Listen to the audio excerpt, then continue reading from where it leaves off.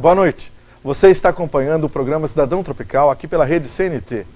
As recentes mudanças na legislação trabalhista alteraram também a forma como se dá a relação entre patrão e empregado. Porém, nem tudo se relaciona com a lei nominal, que está escrita, e sim com a lei de mercado, onde o desenvolvimento nas diversas áreas do conhecimento impacta diretamente na continuidade do emprego. Ter visão empreendedora e inteligência emocional são qualidades que ajudam a se garantir no mercado de trabalho. Para falar sobre o assunto, nós convidamos o consultor e palestrante Wellington Moreira. Boa noite, Wellington. Como vai? Tudo bem? Tudo bem, Marcelo. Uma alegria de estar aqui e conversar com os telespectadores também. Wellington, até um tempo atrás, vamos dizer assim, trabalhar na mesma empresa era até... Você era elogiado, né, por muitos anos seguintes. E a pessoa falava, pô, sobrevivendo ao emprego significa que você é bom, é eficiente e tal. Isso aí mudou? De certa forma mudou, né? Se valorizava demais a antiguidade, né? Quem ficava muito tempo no mesmo emprego era considerado alguém fiel, leal e principalmente competente, né? E muitas pessoas eram premiadas por isso. Aquela história de, ó, a cada 5 anos você ganha um aumento de salário, e a promoção também vinha da antiguidade. Quanto mais tempo a pessoa sabia, mais permanecia, né? Mais ela sabia que tinha chance de crescer dentro da organização.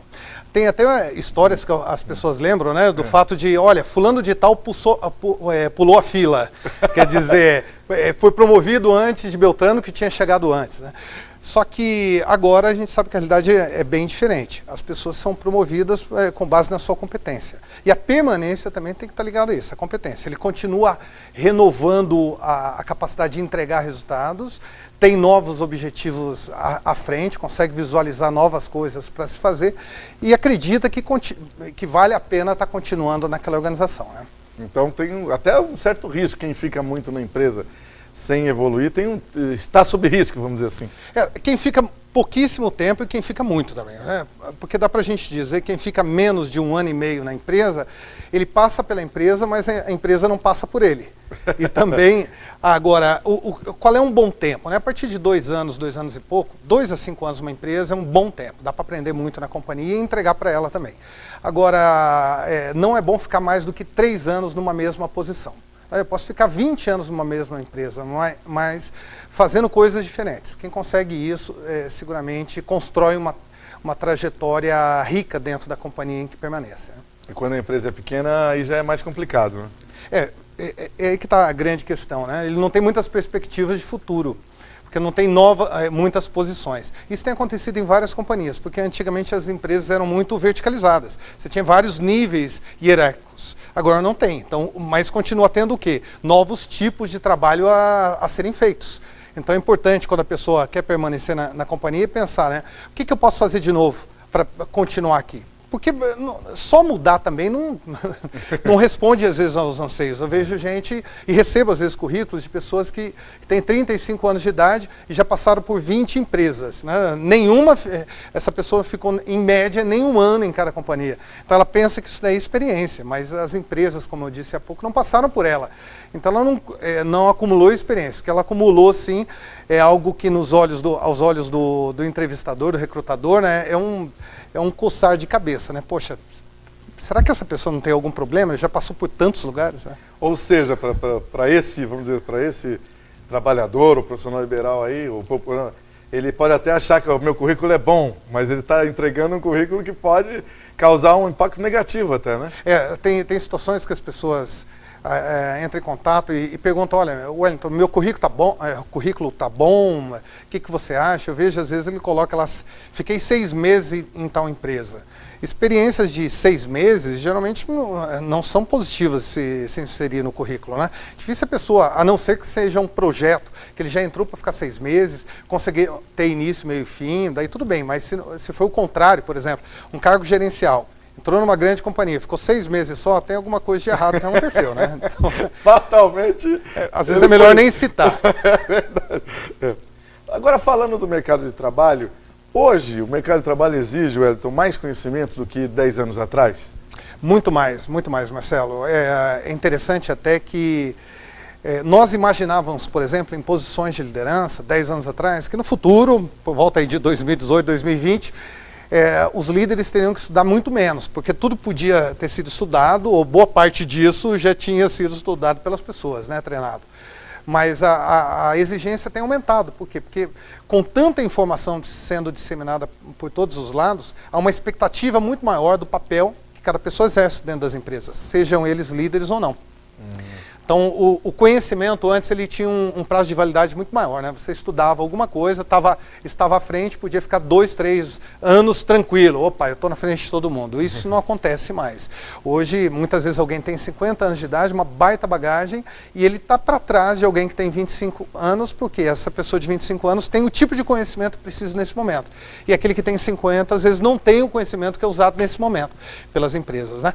Um exemplo disso, que marca bem, é quem palestrava em grandes congressos nacionais é quem tinha cabeça branca, né? A gente dizia, olha, só vai palestrar quem tinha 50 anos, 60 anos de idade. E hoje já é comum a gente ir em congressos que pessoas de 23, 24 anos estão palestrando. Porque o conhecimento que eles têm, naquele momento, é maior do que da plateia como um todo, que tem 2, 3 mil pessoas. Mas por quê? Eles estão falando de alguma coisa nova. Alguém 10 anos atrás não podia saber, não conseguiria saber. Então já o fator antiguidade não conta muito. O que conta, em muitos casos, é quem já sabe a respeito disso, quem não sabe, né? Agora, quando a gente fala em adquirir conhecimento, nós estamos falando em pós-graduação, mestrado, doutorado, e por aí vai, ou não? Ou estamos falando de outra coisa? Você tocou num ponto importantíssimo, né? Eu creio, não só minha convicção pessoal, alguns estudos mostram, e até práticas de mercado já mostram, que o modelo que a gente tem de universidade e de pós-graduação, se não está com os dias contados, esse modelo, pelo menos, ele vai sofrer uma série de revisões. Porque os cursos que as pessoas querem fazer não estão sendo ofertados hoje pelas universidades. As necessidades que a gente vê dentro das empresas não estão sendo atendidas pelos cursos no modelo atual, né? Aí a gente tem experiências, por exemplo, numa universidade americana como a Singularity, né, com a universidade voltada à criatividade, cursos realmente disruptivos. Ali está mostrando que a gente vai ter no futuro cursos, às vezes, com um nível de aprofundamento menor, mas com uma entrega de bagagem prática para a pessoa conseguir resolver problemas dos dias atuais, por assim dizer, né? E cursos muito ligados a inovações tecnológicas, né? A revolução tecnológica de forma geral, né? Por exemplo, dando uma noção disso, muita gente tem buscado cursos voltados aí a ter uma capacidade de se comunicar muito eficaz na web, né? Então, exato. Por exemplo, todo garoto, toda garota aí que está na web e já admira algum youtuber, ele quer fazer um curso dessa natureza. Até o meu filho de 8 anos pediu, papai, eu quero fazer um curso de youtuber. E se a gente for pensar, isso não é coisa só de criança. A nova realidade vai fazer com que nós busquemos, muitas vezes, formações aprofundadas, no modelo de 3, 4, 5 anos, mas também outras de uma semana, por exemplo, que resolvem determinada demanda, né? Nesse caso específico, as universidades não oferecem nada, né? Infelizmente, o que nós temos de futuro, como tendência mesmo, amanhã a universidade ela não vai competir com outra universidade, vai competir com outras formas de entrega de educação. Só pensando, hoje as universidades são muito importantes também porque o mercado olha e diz, olha, eu quero contratar pessoas de formação superior nessa ou naquela área. Mas em alguns outros casos a gente já vê companhias, elas não querem saber se a pessoa tem formação superior ou não, se ela consegue entregar aquilo que necessita em termos de desempenho ou não consegue. Em carreiras tradicionais, fazer 6 anos de medicina, 5 anos de direito, vai continuar sendo importante. 5 anos de engenharia, essas carreiras tradicionais, eu acho que elas vão sofrer menos impacto do que outras. E aí, nessas outras, há caminhos diferentes de se fazer simplesmente uma graduação ou pós-graduação no modelo que a gente realiza hoje, né? Só o diploma não basta, é isso? Não basta, e hoje há alternativas bem interessantes, às vezes de cursos complementares que estão fazendo com que as pessoas tenham um grau de empregabilidade maior. Agora uma coisa, Marcelo, só tocando também, dizer o seguinte, tem outras questões que não vão mudar. Por exemplo, alguém que quer ser executivo, é necessário ele cuidar de falar idiomas, né? Ter fluência em 2, 3 idiomas. Isso não dá para escapar. As pessoas às vezes vão fazer mestrado, elas vão fazer MBA, elas buscam uma série de competências e muitas vezes travam na hora de buscar uma oportunidade porque não tem o inglês fluente. Então, assim, tem coisas que possivelmente não vão mudar nos próximos anos. É necessário, e se isso já atingia nossos pais 30 anos atrás, 25 anos atrás, hoje, então, vão continuar nos atingindo nossos filhos adiante. Então, não pode achar que tudo também está mudando, né? Vamos falar das tecnologias mais um pouco aqui. Elas estão cada vez mais presentes na vida das pessoas e na nossa, não é, Wellington? E inclusive no trabalho, né? Que cuidados o trabalhador precisa ter com essa tecnologia? Vamos falar do telefone celular, né? Do computador, tablet. Que cuidados o trabalhador precisa ter para ele conseguir lá na empresa usar isso de forma positiva e não acabar entrando numa fria, vamos dizer assim, né? Às vezes a gente acaba esquecendo que essas ferramentas elevaram muito a produtividade de todos nós, né? Hoje a gente consegue fazer contato com muita gente. Antes a gente não conseguia antes de um e-mail, principalmente do WhatsApp, né? Por exemplo. Nós conseguimos ter um grau de produtividade, um nível de produtividade muito maior se soubermos usar bem as ferramentas. Agora, por outro lado, essas ferramentas são muito tentadoras quando a gente tem que fazer coisas que não são tão agradáveis. Por exemplo, frente a atividades que exigem um nível de concentração maior, o fato de ter um WhatsApp tocando a todo momento pode fazer com que aquela pessoa passe um dia inteiro sem produzir praticamente nada, né?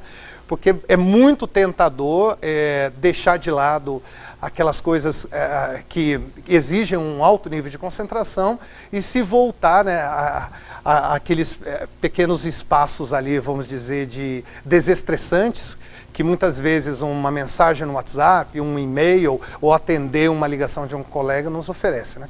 Então, eu creio que o importante é estar balanceando e principalmente fazendo coisas como, por exemplo, o seguinte: vai entrar numa atividade de alta concentração, desligar o celular, mantê-lo no silencioso, ou às vezes até distante, né? Eu tenho o costume muitas vezes de... Deixo distante. Por quê? Porque toca, a gente se sente tentado a responder, né? E saber também que é o seguinte: o problema não está na ferramenta, né? Está no uso dela, como que a gente faz. Alguns anos atrás, as empresas tentaram proibir as pessoas a acessarem, né, as redes sociais. Para a empresa que fala, não quero mais que use isso aí. Mais do que isso, elas proibiam mesmo, faziam o pessoal assinar uma série de documentos dizendo que não iriam utilizar. Só que o seguinte, hoje está nas mãos de qualquer pessoa, né? Um smartphone, por exemplo. E nessa de estar às mãos de qualquer pessoa, a questão não é criar uma norma legal dentro da companhia, e sim educar, né? Educar as pessoas a usarem bem as ferramentas, né? Não é impedir que ele acesse um WhatsApp, por exemplo, mas instruir o colaborador, treiná-lo para que ele possa usar bem, de tal forma que essa ferramenta seja produtiva no dia a dia e não impeça com que ele tenha um desempenho ineficaz, né?